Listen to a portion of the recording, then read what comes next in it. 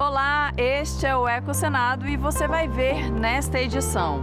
8 países que têm a floresta amazônica em seus territórios se reuniram em Belém para tratar da proteção e do desenvolvimento sustentável do bioma. Mas não houve definição de uma meta comum de desmatamento zero. Nunca foi tão urgente retomar e ampliar essa cooperação. Os desafios da nossa era e as oportunidades que surgem demandam ação conjunta. Se a selva produz petróleo e isso está matando a humanidade, então tem um efeito duplo, já não é só a selva. A alternativa que temos para manter a vida é prosperar sem o carbono. Agora, diante da crise climática, é importante que a gente tenha um novo olhar nesse tratado para que a gente possa direcionar melhor essas medidas de cooperação, principalmente do ponto de vista do que é o desenvolvimento que nós necessitamos na região.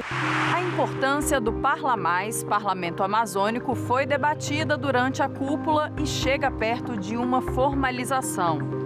A partir do instante que isso vier a acontecer, nós vamos, de uma forma oficial, ter vez e voz nas deliberações e nas ações consultivas que a gente pudera vir a fazer em função dos problemas que são dinâmicos e constantes que ocorrem na Amazônia, mas principalmente, Karine, em função de se apontar soluções para que essas situações não venham a acontecer. Você sabe o que é chuva ácida? Neste episódio, vamos explicar como o fenômeno se forma e quais são os prejuízos que ele pode causar ao meio ambiente. A chuva ácida é um fenômeno atmosférico causado pela liberação de poluentes. Quando uma grande concentração de gases entra em contato com gotas de água suspensas no ar, ela reage formando ácidos. E aí surgem 2 grandes vilões, o ácido sulfúrico e o ácido nítrico, que são transportados pelas nuvens e caem em forma de chuva. No quadro Ideias Verdes, as células solares ultra finas e flexíveis, desenvolvidas por norte-americanos e que tiveram a eficiência aprimorada por pesquisadores da Universidade Federal do Paraná.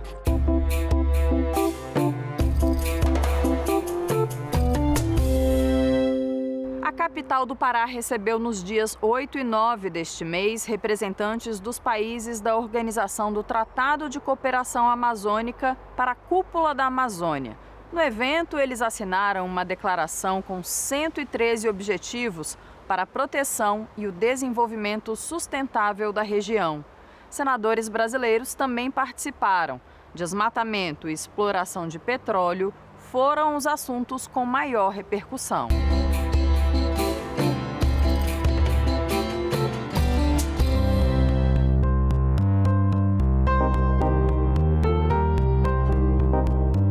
Bolívia, Peru, Equador, Colômbia, Venezuela, Guiana e Suriname. Esses são os países que dividem a Amazônia com o Brasil. Depois de 14 anos, as 8 nações da OTCA voltaram a se reunir para tratar de acordos de cooperação de desenvolvimento econômico e sustentável na região, na Cúpula da Amazônia. O encontro aconteceu em Belém, no Pará, por iniciativa do presidente Lula. Também participaram chefes de Estado da Indonésia, da República do Congo e da República Democrática do Congo, países que estão na linha do Equador e que também possuem grandes extensões de florestas tropicais. E ainda representantes da Alemanha e da Noruega, principais financiadores do Fundo Amazônia. Nunca foi tão urgente retomar e ampliar essa cooperação. Os desafios da nossa era e as oportunidades que surgem demandam ação conjunta.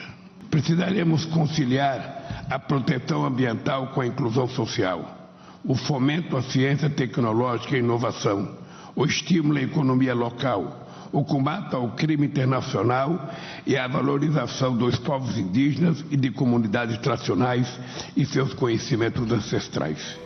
E enquanto aconteciam as conversas oficiais no Centro de Convenções e Feiras da Amazônia, manifestantes protestavam do lado de fora. Uma marcha de representantes de movimentos sociais e de indígenas pediam o fim da tese do marco temporal e demarcação de terras e o protagonismo dos povos originários nas decisões relacionadas ao enfrentamento da crise climática. Organizações da sociedade civil entregaram 6 relatórios às autoridades com demandas de vários setores para o desenvolvimento sustentável da região. A cúpula não teve a participação da sociedade civil diretamente.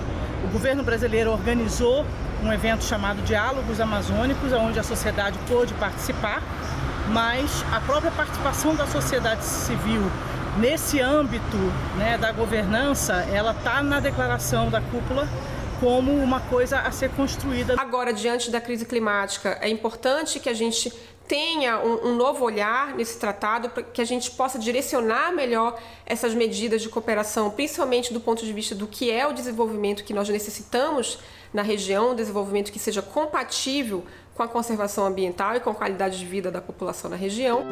O presidente do Brasil reconheceu a necessidade de melhoria dos serviços públicos e da qualidade de vida dos moradores da região.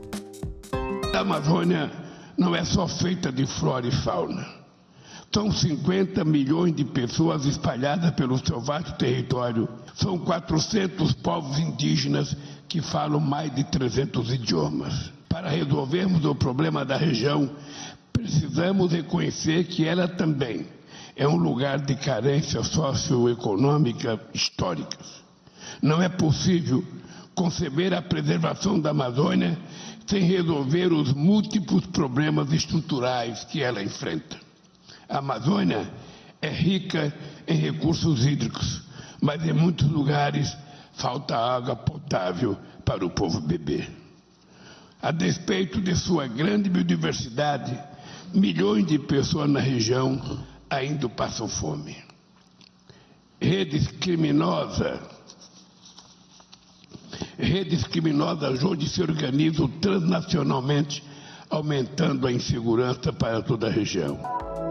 Mas Lula não falou explicitamente sobre um ponto polêmico: a exploração de petróleo e gás na bacia da foz do rio Amazonas, muito criticada pelo presidente da Colômbia, Gustavo Petro.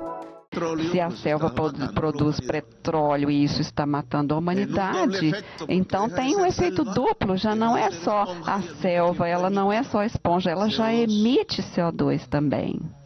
Não só absorve. Então, mas porque o aparato econômico, o desenvolvimento nacional, ou seja, tudo baseado no negacionismo e que vai postergando as decisões que são essenciais para a vida. A alternativa que temos para manter a vida é prosperar sem o carbono. Em maio deste ano, a Petrobras solicitou um pedido para perfurar o bloco de pré-sal na região, mas o IBAMA negou a licença.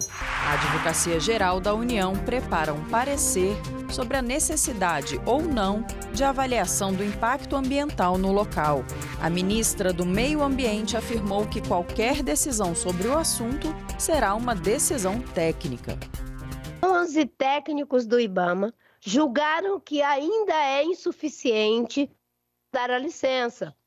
Trata-se de exploração de petróleo na margem equatorial, na foz do Amazonas, um lugar muito sensível e que precisa de todo o cuidado. Então, o IBAMA negou a licença. O IBAMA, o Ministério do Meio Ambiente não facilitam e nem dificultam.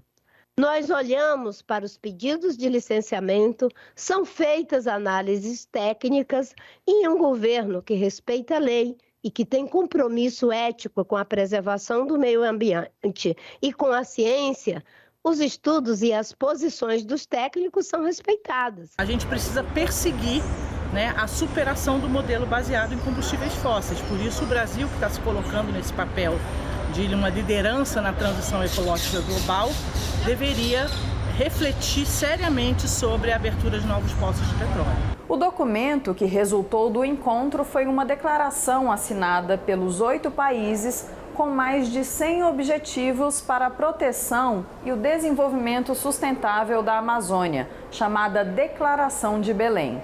Mas apesar de estabelecer o comprometimento de uma aliança de combate ao desmatamento, o texto não definiu uma meta comum às 8 nações para zerar o problema.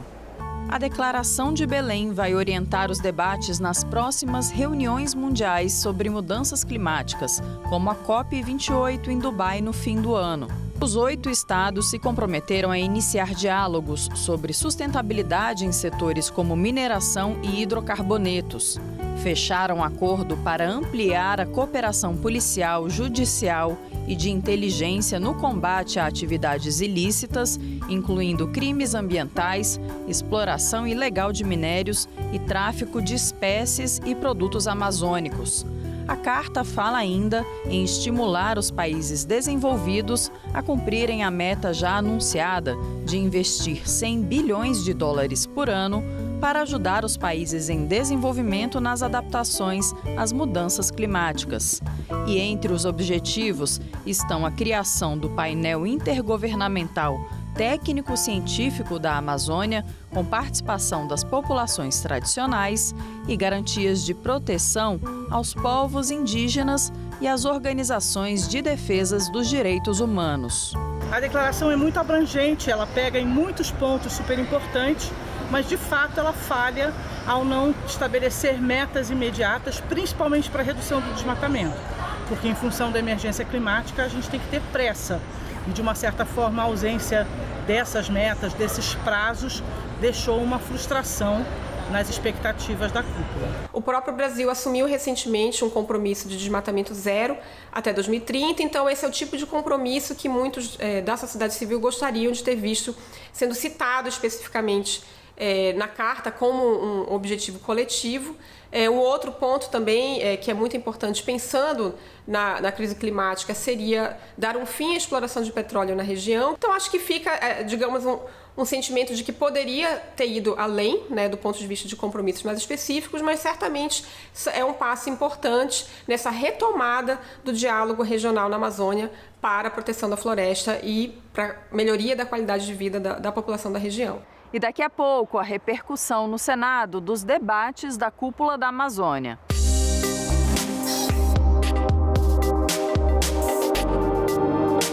Já imaginou painéis solares finos como papel que podem ser impressos e aplicados a qualquer objeto e produzir energia elétrica? Pesquisadores do Instituto de Tecnologia de Massachusetts, o MIT, desenvolveram células solares flexíveis de tecido ultraleve e de película fina que podem transformar qualquer superfície em uma fonte de energia limpa.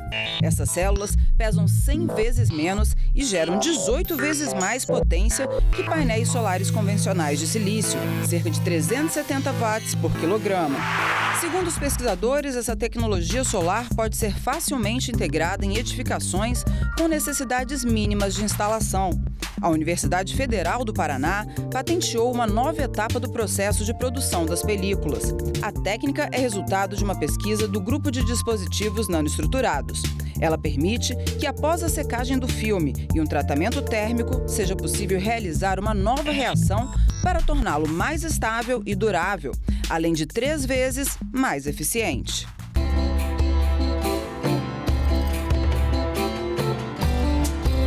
Senadores que representam estados da Amazônia Legal defenderam que seja dada uma atenção especial à população local. É preciso ter a clareza de que as questões amazônicas não se trata apenas de problemas ambientais, mas socioambientais. Existe o componente humano, é importante que a gente dê atenção para essa questão. A Amazônia tem direito de usar uma parte do seu território em busca do desenvolvimento econômico e da prosperidade. Se não pensarmos em formas sustentáveis para alcançar esse desenvolvimento econômico, será inviável conservar a floresta ou retirar a população da pobreza que aflige historicamente aquela região, especificamente os municípios do interior. Esses diálogos da Amazônia foi fundamental para que a gente pudesse ouvir os indígenas, ouvir os ribeirinhos, ouvir os trabalhadores rurais, os produtores, os empresários, todos os segmentos da região. A cúpula foi extremamente importante, é um primeiro passo para quem está se preparando para a COP30. Há um cálculo, senador Heinz, de que o Brasil deveria receber não 200, 300 bilhões, como Vossa Excelência com muita propriedade colocou, mas se o Brasil recebesse por todos os serviços ambientais que a Amazônia gera, pelos créditos de carbono que gera, deveria receber 7 trilhões de reais. É isso. É o que a Amazônia deveria valer. Era que deveria ser pago ao Brasil e os estados amazônicos por manter a floresta em pé. E é bom que se diga, a Amazônia também pode produzir grãos, tem uma pecuária maravilhosa, produzir para gerar emprego e gerar fonte de alimentação para milhões de brasileiros. A chuva ácida é um fenômeno atmosférico causado pela liberação de poluentes. Quando uma grande concentração de gases entra em contato com gotas de água suspensas no ar, ela reage formando ácidos. E aí surgem dois grandes vilões, o ácido sulfúrico e o ácido nítrico, que são transportados pelas nuvens e caem em forma de chuva. A origem pode ser natural pela atividade vulcânica, por exemplo, ou ser causada pelo homem, como emissões de gases com a queima de combustíveis fósseis por automóveis e indústrias. Os ácidos danificam o solo, as plantas, os rios e até as construções. Provocam problemas respiratórios e podem gerar desequilíbrios, pois são capazes de exterminar espécies animais e vegetações nativas. Um dos biomas mais ameaçados pela chuva ácida no Brasil é a Mata Atlântica, muito próxima aos grandes centros industriais. Por isso, é necessário o controle de emissão de poluentes que garanta a qualidade do ar. Confira agora a entrevista concedida pelo presidente do Parla Mais ao Ecosenado.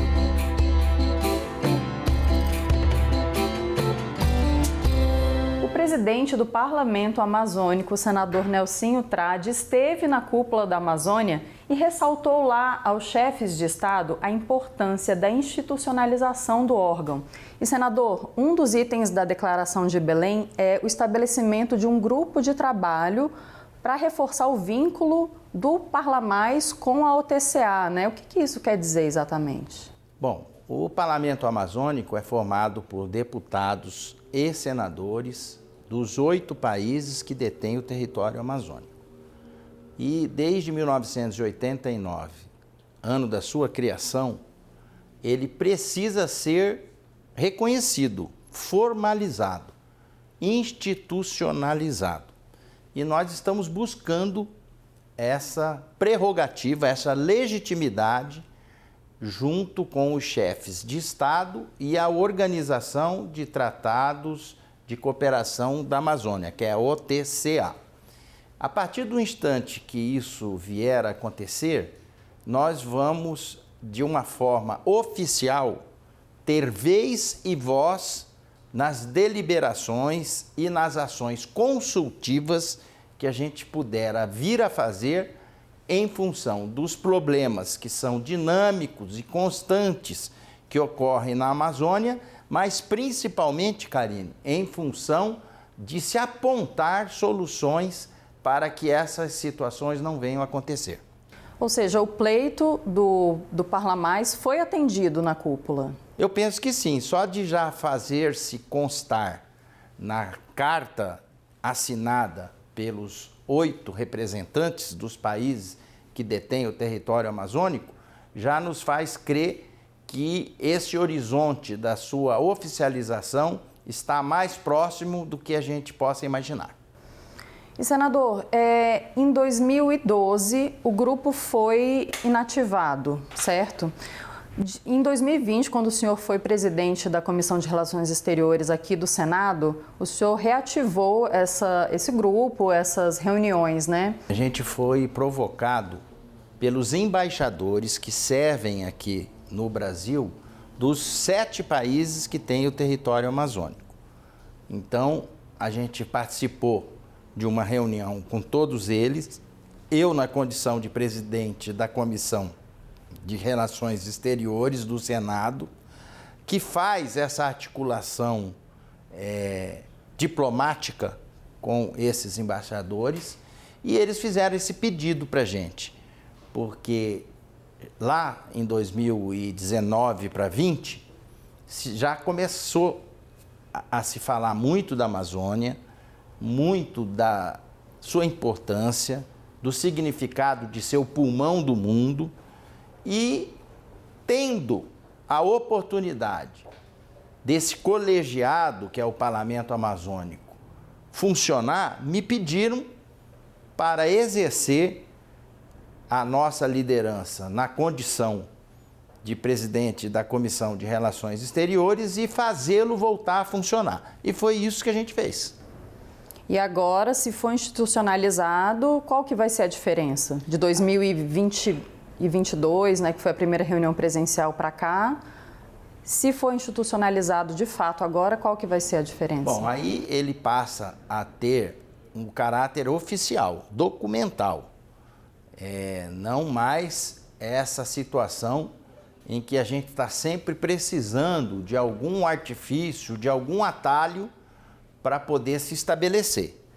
A partir de então, da mesma forma que existe o parlamento do Mercosul, que é o PalaSul, oficializado, a gente entende que o parlamento amazônico, o Parlamás, também deve seguir nesse caminho. Da mesma forma que tem um parlamento europeu para a União Europeia, né? Então é importante que se tenha um parlamento para os blocos.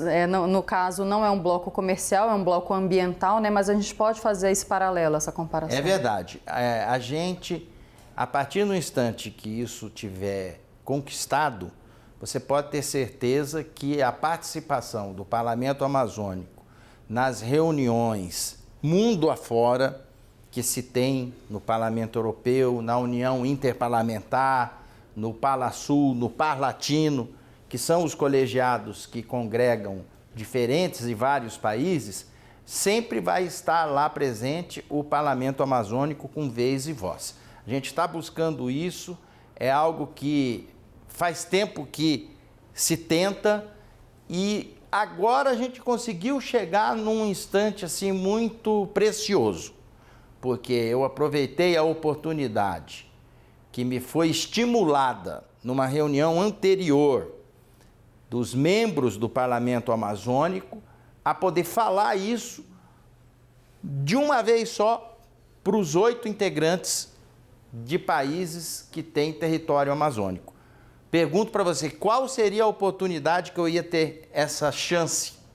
Então eu aproveitei essa cúpula e inseri ali dentro a defesa da institucionalização do Parlamento Amazônico. Quais são as principais demandas que a região amazônica possui que o Parlamás poderia solucionar, ajudar a solucionar? Bom, primeiro que a gente observa que os problemas lá são da mais diferente natureza e ordem.